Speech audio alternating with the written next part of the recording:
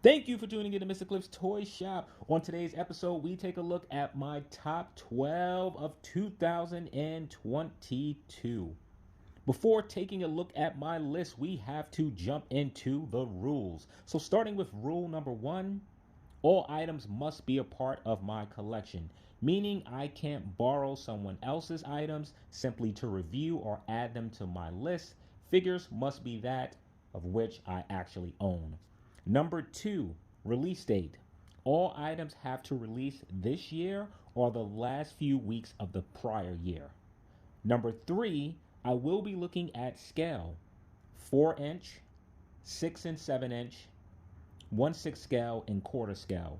I will not be separating 6 and 7 inch action figures such as the Mezcos, Marvel Legends, McFarlane. Those will all fit into one category. Four, I will also be looking at price. So the way that I will be looking at price, I need to have items fall within the following areas: $15 to $35, $36 to $60, $61 to $90, $91 to $140, $141 and up. When it comes to 1/6 scale figures, I will not have a minimum or maximum price range, as these items command a price range of their own. Number five, I'll be looking at accessory sets, play sets, vehicles, and animals.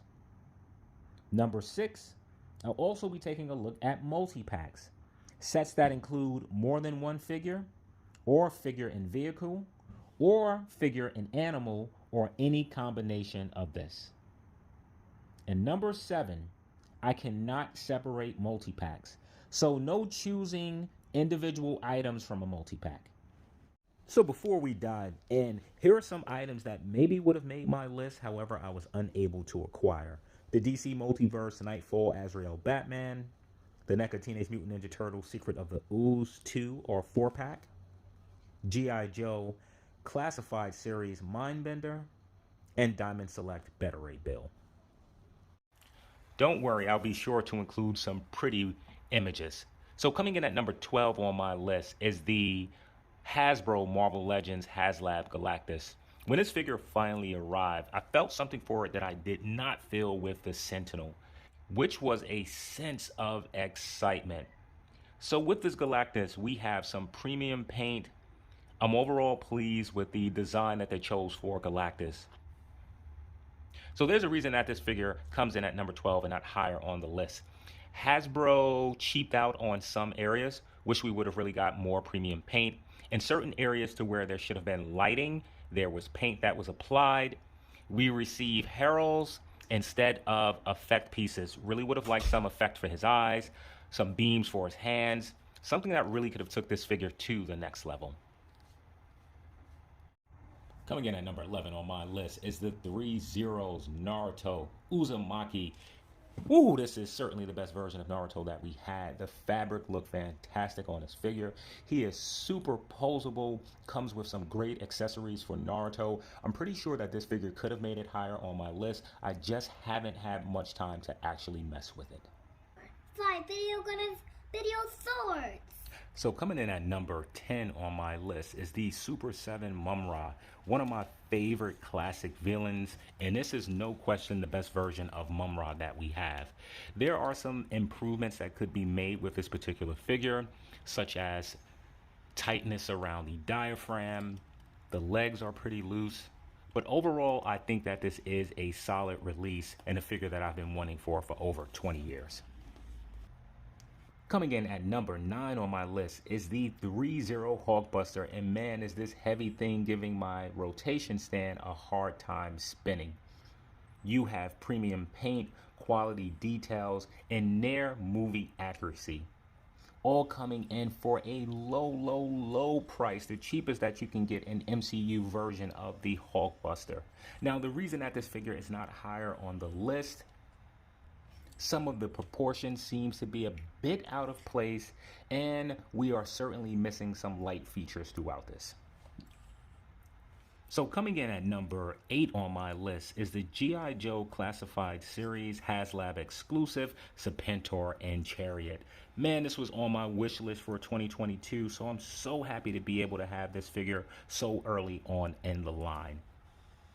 I really like that the figure does remind me of the vintage toy.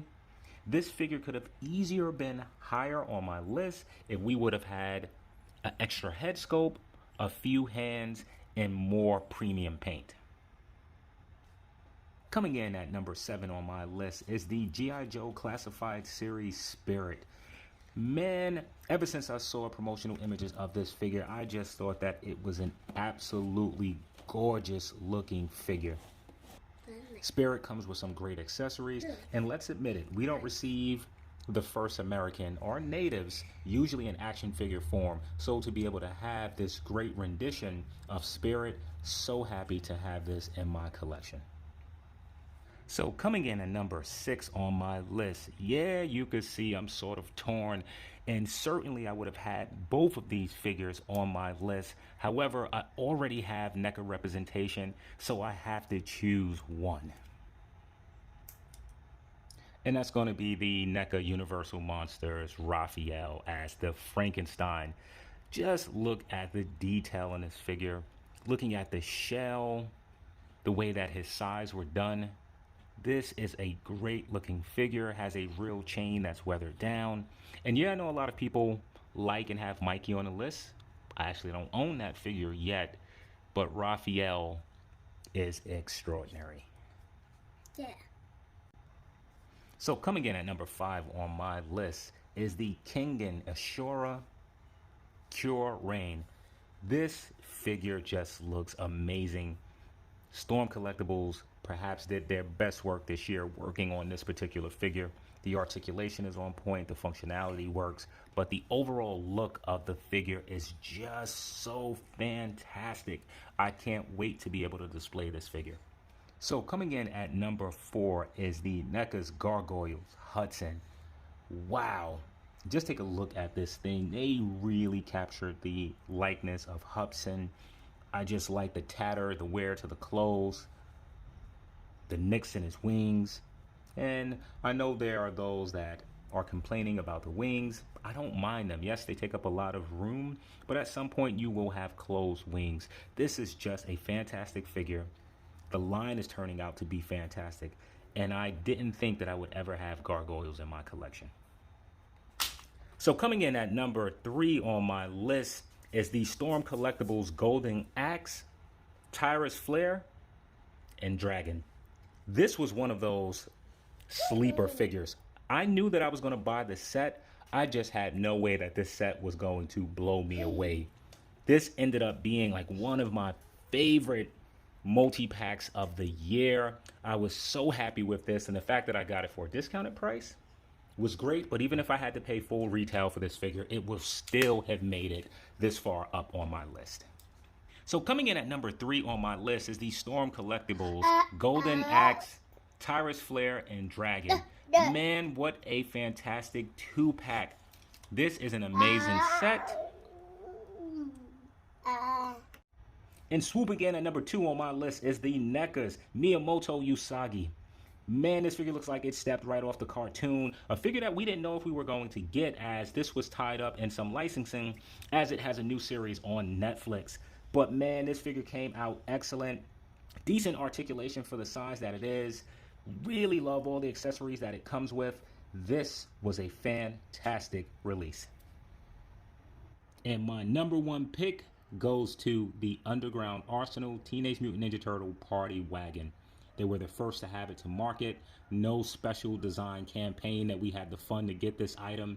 Came out in a great amount of time. The release was as good, if not better, than the prototype. It fits all your turtles plus more, and it holds an amazing presence on your shelf, if I had a shelf, that is. But such a great figure for a reasonable price, and it has lights. It's functional. Was so pleased with this that I didn't know if I actually needed to buy one from one of the other companies. But great release. If you haven't got this and you into turtles, you need this one. So thank you for tuning in to Mr. Cliff's Toy Shop. I hope to see you during the next episode.